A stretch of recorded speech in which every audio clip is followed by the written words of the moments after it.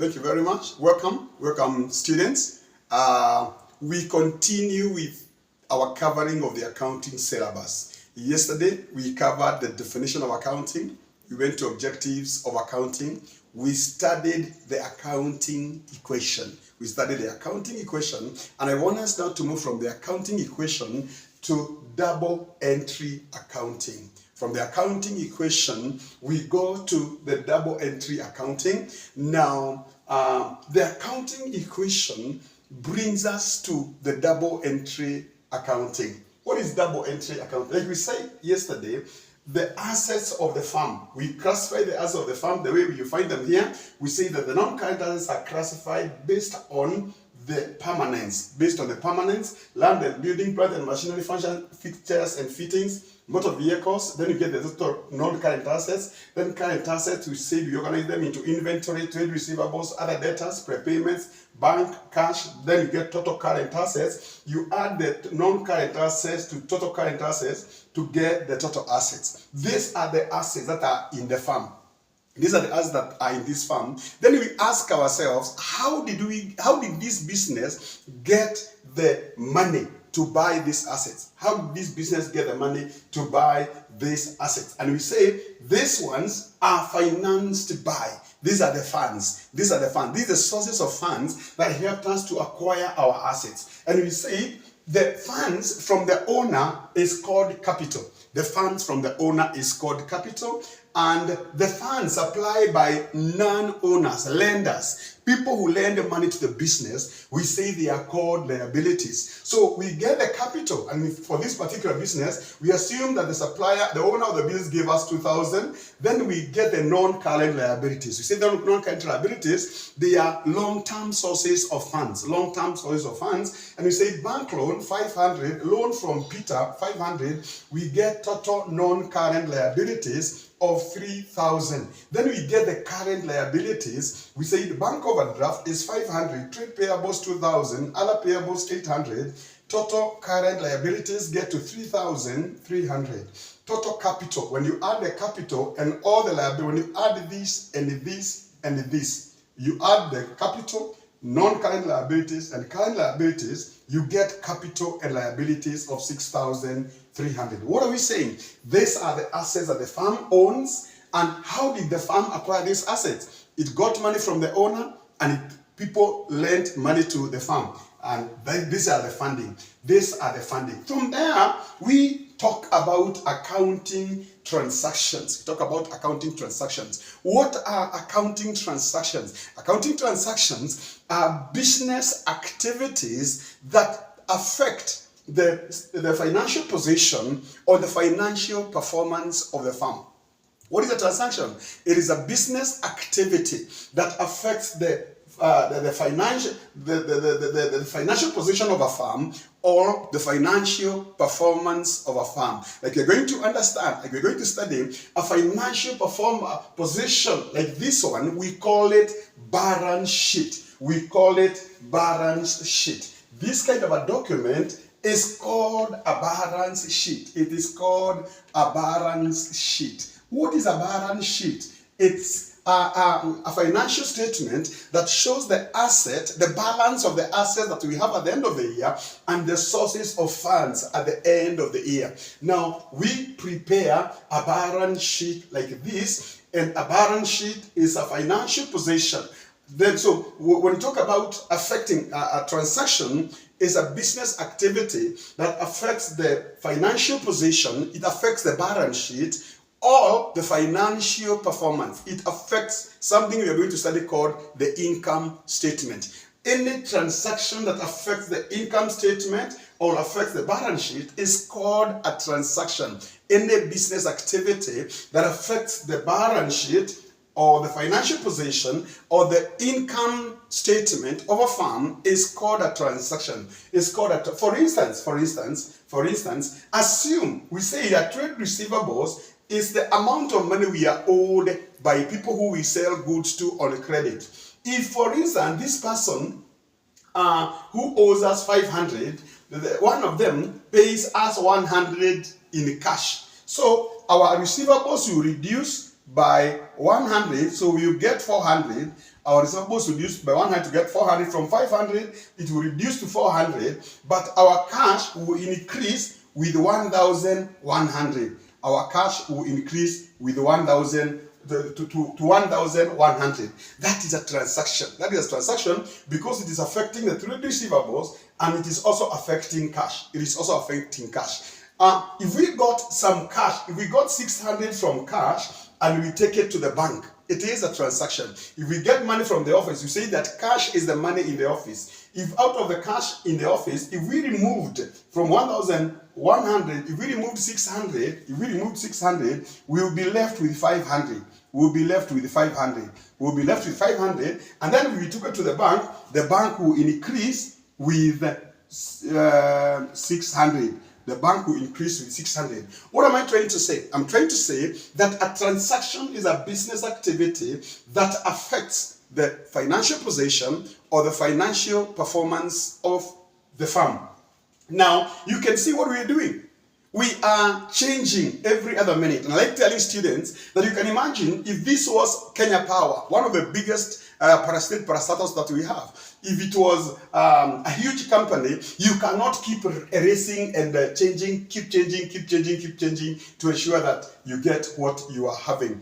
But we maintain a book called the General Ledger. We maintain a book called the General Ledger where we record these changes. Like you can see, every change has a double effect. It is affecting two items. It is affecting two items. A transaction always has a double effect. A transaction always has a double effect. For instance, we are going to say, for every debit, there is a corresponding credit. For every debit, there is a corresponding credit. A transaction always has a double effect, like you can see. And even before I go into those details, now we are saying that instead of changing, instead of keeping erasing and changing, what we do, we record those transactions in a book called the General Ledger. We record the transactions in a book called the General Ledger. We record transactions in the book called the General Ledger, and from the General Ledger, we prepare something called the trial balance, and the balances now will help us to prepare the balance sheet and also help us to prepare the income statement or the statement of financial performance Maybe I want to repeat again, even before I go to that direction, that this is a very, very, very important financial statement, and it is called the balance sheet. Now, please see the way it is done. It is very, very deliberately done this way. Although, in the final accounts, when we are publishing the financial statements, we prepare the balance sheet, we prepare the income statement, we prepare the statement of cash flows, we prepare the notes to the accounts, we prepare a statement of changes in equity. But we do not prepare the balance sheet this way. We don't prepare the balance sheet this way. We still maintain this, but instead of bringing capital and liabilities there, we bring them down here.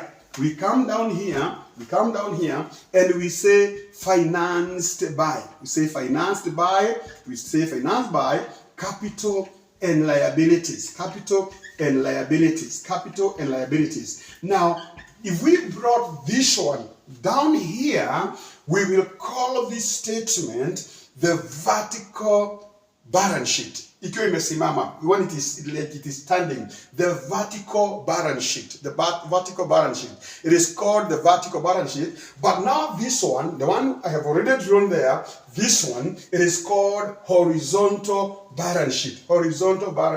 But when we are preparing our final accounts, like we're going to see, as we progress on, we will be bringing these ones here, and we'll be calling it the balance sheet. Now, this horizontal balance sheet is very, very, very important. Why is it important? It helps us to understand something I call the double entry rules.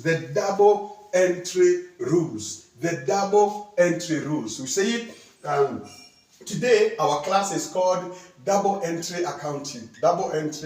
accounting, double entry accounting, double entry accounting. And you have said, instead of keeping erasing and changing, we maintain records, these transactions, in a book called General Ledger, and that is where we record our transactions. That's why we record our transactions. Now, the reason I say this balance sheet is very important is because the items on the left-hand side are called assets. And as we now go to the double entry posting, we record all the assets the same way. With the rules for double entry posting for the assets are the same. And the rules for double entry posting for capital and liability are the same. I repeat again, that the rules for double entry posting for assets are the same, and the rules for double entry posting for capital and liability are the same. Now, once you know the rules for the assets, the rule for capital and liability are the reverse. The rules for capital and liability are the reverse. So let's now go to the rules of double entry. Let's go now to the rules of double entry. That was a reminder of what we did yesterday. Now, if we go, like I said, instead of keeping erasing in the balance sheet, what we do, we maintain a big book. We maintain a big book. You are lucky because you are young. During our times, we were doing these things manually. But today, they are being done through the computers. Now, so this book is called the General Ledger. This book is called the General Ledger. This book is called the General Ledger. And therefore, we prepare something called the T account. We prepare something called the T account. We prepare something called the T account. Now, anything that you have in the balance sheet, and like we are going to study down the line, even the income statement, they have a T account in the General Ledger. That is where we record the transactions. Instead of changing the balance sheet, we record them in the General Ledger, and then the balances is what we take to adjust the final balance sheet at the end of the year.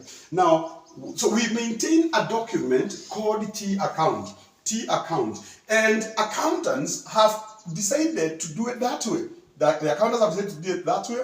And they call the left-hand side of the T account, they call this side the debit side. They call this side the debit side, and they call this other side the credit side. They call this other side the credit side. Each of them, this is a debit side, this is a credit side. This is a debit side, this is a credit side. This is a debit side, this is a credit side. This is a debit side, a credit side. So for instance, you could have an account for land and building. Remember the balance sheet. Remember the balance sheet, land and building. Land and building, you can have an account called land and building. You could have an account called plant and machinery. Plant and machinery. You could have an account called, and we call it, we write the name and we say A/C. A/C means account. We may have furniture, fixtures and fittings. Fixtures and fittings. Furniture, fixtures and fittings account. So each of those items in the balance sheet has an account, except one of them called inventory. I'm going to tell you why we don't have an account for inventory later on. Now, furniture and fittings, we have an account called motor vehicles. Account. You may find us having an account called trade receivables, trade debtors or trade receivables, trade debtors or trade receivables. We could have another one called other debtors. We could have an account called capital. We could have an account called capital. You could have an account called capital. We could have an account called trade payables. We could have an account called trade payables. Yes. Meaning each of the activities, each of the items in the balance sheet, you find us opening an account for it, so that any change that takes place in any of those items, it is recorded there. Any change is recorded there. Any change is recorded there. Any change is recorded there. You could even have another one called other creditors. So what do we do here? What do we do here? Listen, remember what we said. We said that the rules of all assets, or this is an asset, this is an asset, this is an asset, this is an asset, this is an asset, this is an asset. What did we say? We say that an asset is a resource. An asset is a resource controlled by the firm as a result of a past event from which the farm expects to have benefits flowing into the farm. That is the accounting definition of an asset. Down the line, you are going to explain further what that means. Now, we say land and building, plant and machinery, furniture and fittings. So we always say, anytime you increase an asset, that increase is recorded on the debit side. We say that the right side, the left-hand side is called the debit side. The left-hand side is called the debit side. The left hand is called, the right hand is called the credit side. The debit side, the credit side. The debit side, the credit side. The debit side, the credit side. The debit side, the credit side. The debit side, the credit side. The debit side, the credit side. The debit side, the credit side. Now we say that, and therefore we talk about debiting and crediting. When we talk about debiting, it means recording it on the debit side. When we talk about crediting, it means recording it on the credit side. When we talk about debiting, recording it on the debit side. So we say that an increase in an asset, we debit the asset account. An increase in an asset, we debit the asset account. For instance, I want us to do something here. Bank account. Let me call one of these ones bank. Let me call one of these ones bank. Because I want to transact something. Now, for instance, if we had money in the bank, called 1 million shillings, and we buy a machine that is worth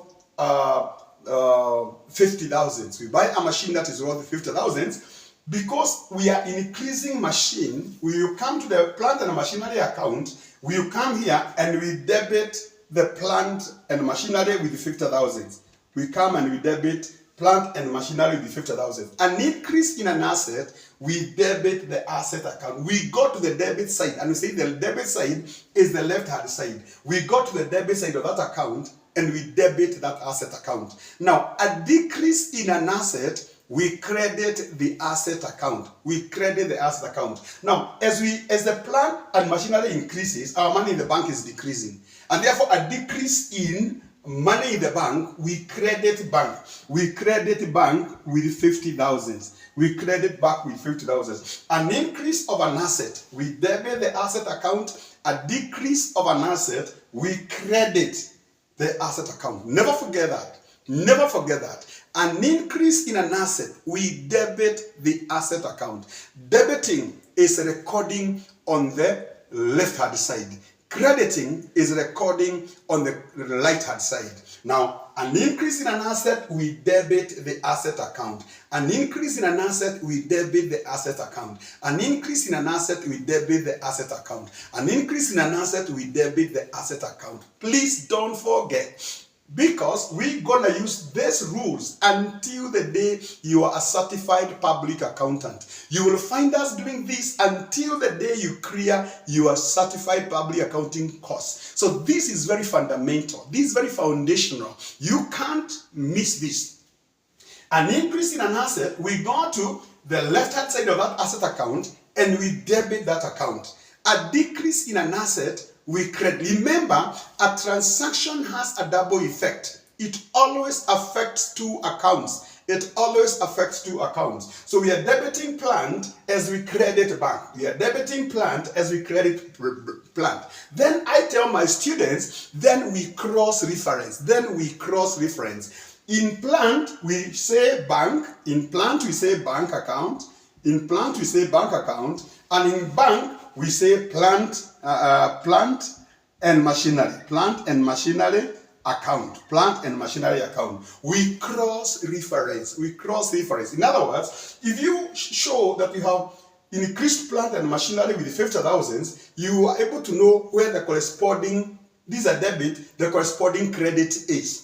Now, we debit plant and machinery 50,000, we credit bank account with 50,000. So you are telling us, go to bank account, you will see the corresponding entry. Remember, for every debit, there's a corresponding credit. For every debit, there's a corresponding credit. For every debit, there's a corresponding credit. In accounting, an accounting transaction affects two accounts, and therefore for every debit there is a corresponding credit. For every debit there is a corresponding credit. So then we cross-reference. Then in plant account we say bank, in bank account we say plant. Then you capture the date of the transaction. Assume that that was 1st of January 2024. You capture the date of transaction, 1st of January 2024. 1st of January 2024. That is how we record transactions in our books of accounts. That's how we record our transactions in the books of accounts. Now, listen, never forget this. For assets, an increase in an asset, we debit the asset account. A decrease in an asset, we credit the asset account. An increase we debit, a decrease we credit. For capital and liability, the rules are the opposite. For capital and liabilities, we said the rules are different. The rules are different. For instance, if the owner brings money, we said yesterday that the money the owner brings into the farm is called the capital. When the owner brings money in the farm, assume that this owner brings 5 million shillings into the farm, the money will increase, bank will increase. And an increase in an asset, we debit the asset account. But for capital, the amount of money that the owner is bringing into the business is increasing. But an increase in capital, because capital and liabilities, we treat them the opposite way. An increase in capital, we credit. An increase in capital, we credit the capital account. An increase in capital, we credit the capital account. So, for capital and liabilities, an increase in capital or liabilities, we credit. An increase in capital or liabilities, we credit. A decrease, we debit. An increase in capital or liabilities, we debit. An increase in capital or liabilities, we credit. An increase in capital or liabilities, we credit. Never forget this. An increase in assets, we debit. But an increase in capital or liabilities, we credit. The rules for the assets are the opposite of the rules in capital and liabilities. An increase in assets, we debit. An increase in liabilities, we credit. A decrease in assets, we credit. A decrease in capital or liabilities, we debit. The rules are the opposite. So, an increase in capital, we credit capital account, and then we cross-reference. We come here and we say bank, account, and then in the bank, we say capital. And then we capture the date. Assume, again, it's 1st of January 2024. 1st of January 2024. Now, an increase in capital and liabilities, we credit. For instance, assume that here we had liabilities, balance brought down of 50,000. We owe the supplier some 50,000 and we want to pay the suppliers. Always in accounting, you need to be very, very practical.